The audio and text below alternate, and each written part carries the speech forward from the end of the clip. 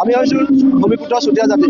এই চুতীয়া জাতিটো আমি প্ৰায় 1980 চনৰ পৰা জনজাতিকৰণৰ কাৰণে আন্দোলন কৰি আছোঁ আৰু আন্দোলন কৰি আজি এই স্বাধীনতাৰ 75-76 বছৰৰ পিছত আকৌ আমি জনজাতিকৰণ বিচাৰি পেলাই আজি আন্দোলন কৰিবলগীয়া হৈছে, ৰাইজ গোট খাবলগীয়া হৈছে। অতি পৰিতাপৰ বিষয়, এই যিখন শাসিত চৰকাৰ আছে, ভাৰতীয় জনতা পাৰ্টি চৰকাৰ আছে, কেন্দ্ৰতো আছে, ৰাজ্যতো আছে, তেওঁলোকে 16 চনৰ আগত কেন্দ্ৰত চৰকাৰ গঠন কৰাৰ আগতে কৈছিলে যদি আমি চৰকাৰ গঠন কৰিব পাৰোঁ, আপোনালোকে আমাক সহায় সহযোগ কৰে, তেতিয়া আমি 6 মাহৰ ভিতৰত আপোনালোকক জনজাতিকৰণ দিম। কিন্তু এতিয়া ইমান এটা মিছা কথা কৈ পেলাই তেওঁলোকে ৰাজভাৰ ল'লে। আমি ভবা নাছিলোঁ তেনেকুৱা এজন মিছলীয়া শাসকে বা তেনেকুৱা এটা দলে আমাৰ দেশখন শাসন কৰিব আৰু আমাৰ জাতিবিলাকক শোষণ কৰিব। সেইকাৰণে আমি কৈছোঁ যদি এই আমি 26 চনৰ আগত আমি এখন এটা আন্দোলনৰ আমি প্ৰাথমিক এটা কাম আৰম্ভ কৰিছোঁ, আমি আমাৰ জাতিৰ এটা আৱেগ দেখুৱাইছোঁ। যদি এই আৱেগক চৰকাৰে বুজি নাপায় বা জাতিটোৰ মমবেদনা বুজি নাপায়, তেতিয়াহ'লে অনাগত দিনত আমি প্ৰায় লক্ষাধিক মানুহ গৈ গুৱাহাটীত, দিছপুৰত গৈ আমি ইয়াৰ আন্দোলন কৰিম আৰু অনাগত দিনত এই যি চৰকাৰ চলি আছে সেই চৰকাৰক আমি গাদীচ্যুত কৰিবলৈ বাধ্য হ'ম। চাওক, আমাৰ যিকেইটা দাবী আছে সেই দাবীকেইটাক মানি ল'ম বুলি তেওঁলোক বাৰে বাৰে ৰাজশাসনলৈ আহিছে। কিন্তু অতি দুখৰ কথা, এতিয়া এই জনজাতিকৰণটো দিম বুলি কয়, কিন্তু আমাক জনজাতিকৰণ দিব কোনে? চৰকাৰে দিব নে ট্ৰাইবেল সংঘই দিব? আমাক চৰকাৰে কয় যে ট্ৰাইবেল সংঘই তোমালোকক বিৰোধিতা কৰিছে, ট্ৰাইবেল সংঘক পৰা আমি জনজাতিকৰণ বিচৰা নাই, আমাক জনজাতিকৰণ দিলে চৰকাৰে দিব। তেতিয়াহ'লে চৰকাৰে এনেকুৱা দুমুখীয়া নীতি কেলৈ কৰিছে? আমাকতো চৰকাৰে কোৱা নাছিলে যে জনজাতিকৰণ আমি তোমালোকক ট্ৰাইবেল সংঘক সুধিহে দিম। তেতিয়াতো সেইটো কথা কোৱা নাছিলে, তেতিয়া আমি ট্ৰাইবেল সংঘক বিচাৰিলোহেঁতেন জনজাতিকৰণ। কিন্তু অতি দুখৰ কথা, আমি যিজন মুখ্যমন্ত্ৰীক আমাৰ মানুহক মুখ্যমন্ত্ৰী হিচাপে আমি নিৰ্বাচন কৰিছিলোঁ বা আমি এখন নিজৰ চৰকাৰ হিচাপে মনৰ চৰকাৰ হিচাপে তেওঁলোকক আমি ৰাজশাসন দিছিলোঁ, তেওঁৱে এতিয়া শেষত আকৌ এটা ইলেকশ্যনৰ আগত তেওঁ এটা নিজৰ এটা গা হৰা মন্তব্য দি পেলাই আমাৰ জনজাতিসকলক ঠগিব বিচাৰিছে। সেইকাৰণে কাৰণ চাওক, আমাক মটক মৰাণ আৰু চুতীয়াসকলক জনজাতিকৰণ দিব পৰা একদম সুব্যৱস্থা আছে বুলি তেওঁক আমাক কৈছিলে। এতিয়া শেষত আকৌ ট্ৰাইবেল সংঘলৈ দুখটো চাপি দিছে। সেইকাৰণে আমি মুখ্যমন্ত্ৰী ডাঙৰীয়াক কওঁ, আমি এই আন্দোলন কৰিছোঁ, তেওঁলোকক বিৰোধিতা কৰি কৰা নাই, কিন্তু আমি আমাৰ চৰকাৰক আমাৰ প্ৰাপ্য বিচাৰি পেলাই এই ৰাজপথলৈ ওলাই আহিছোঁ। ৰাইজ স্বতঃস্ফূৰ্তভাৱে ওলাই আহিছে, কিন্তু যদি এই স্বতঃস্ফূৰ্তভাৱে ওলাই অহাৰ পিছত ৰাইজৰ যদি মনোবেদনা তেওঁলোকে বুজি নাপায়, কিন্তু 26 চনত তেতিয়া এই মনোবেদনা কিন্তু আঙুলি চাপলৈ পৰিৱৰ্তন হ'ব আৰু আঙুলি চাপেৰ দ্বাৰা তেওঁলোকক এই গাদীৰ পৰা তেওঁলোকক পদচ্যুত কৰিব।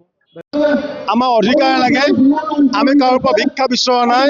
আৰু আজি চুতীয়া জাতিয়ে অধিকাৰ বিচাৰি গোলাঘাটত হাজাৰ হাজাৰ চুতীয়া মানুহ ওলাই আহিছে, বিশাল গণসমাৱেশ কাৰ্যত অংশগ্ৰহণ কৰিছে যে বিজেপি দল আৰু চৰকাৰে তেওঁলোকৰ নিৰ্বাচনী ইস্তাহাৰ প্ৰকাশ কৰিছিল। 2014 চনৰ লোকসভা নিৰ্বাচনত তেওঁলোকে শাসনৰ গাদী আহিলে 6 মাহৰ ভিতৰত জনজাতিকৰণ কৰিম বুলি কৈছিল। বৰ্তমানৰ প্ৰধানমন্ত্ৰী পদৰ প্ৰাৰ্থী নৰেন্দ্ৰ মোদী ডাঙৰীয়াই অসমৰ প্ৰতিখন নিৰ্বাচনী সভাত বক্তব্য আগবঢ়াইছিল 6 মাহৰ ভিতৰত জনজাতিকৰণ কৰিম। কেন্দ্ৰত 3বাৰ চৰকাৰ হৈছে, ৰাজ্যত 2বাৰ চৰকাৰ হৈছে, কিন্তু জনজাতিকৰণৰ বিষয়টো সমস্যাটো সমাধান নহয় যে শাসনৰ নোপোৱাৰ আগত এটা কথা আৰু শাসন পোৱাৰ লগে লগে আচলতে পাগল বেমাৰী দেখা পোৱা গৈছে।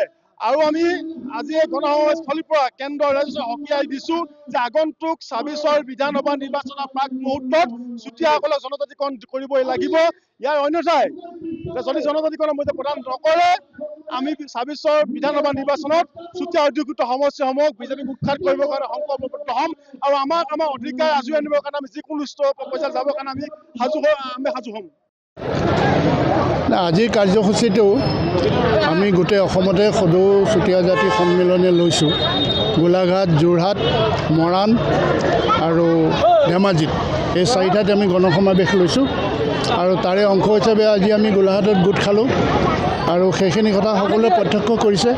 আমাৰ কথা হৈছে কি যে আমি 1979 চনৰ পৰাই আমি ব্ৰিটিছৰ দিনতে জনজাতি হিচাপে আমাক সকলোবিলাক ক্ষেত্ৰতে উল্লেখ কৰি থৈ গৈছে, কিন্তু স্বীকৃতি প্ৰদান নকৰিলে। আৰু সেইকাৰণে দেশ স্বাধীন হোৱাৰ পিছত চুতীয়াসকলক জনজাতি হিচাপে স্বীকৃতি প্ৰদান কৰিবলৈ দাবী জনাই হৈছে।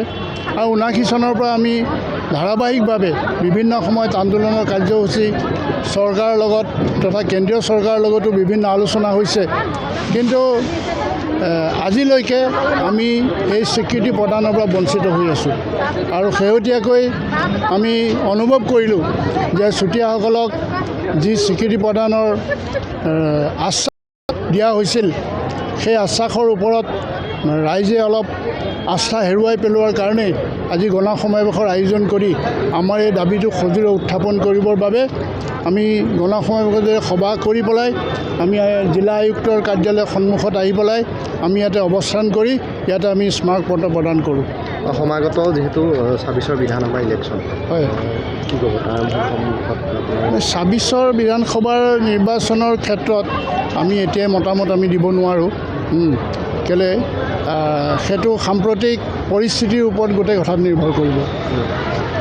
তাৰ আগতে মানে জনজাতিকৰণ আমাক এইবাৰ নিৰ্বাচনৰ আগত জনজাতিকৰণ লাগে আমাক, এইটোৱে আমাৰ মূল দাবী।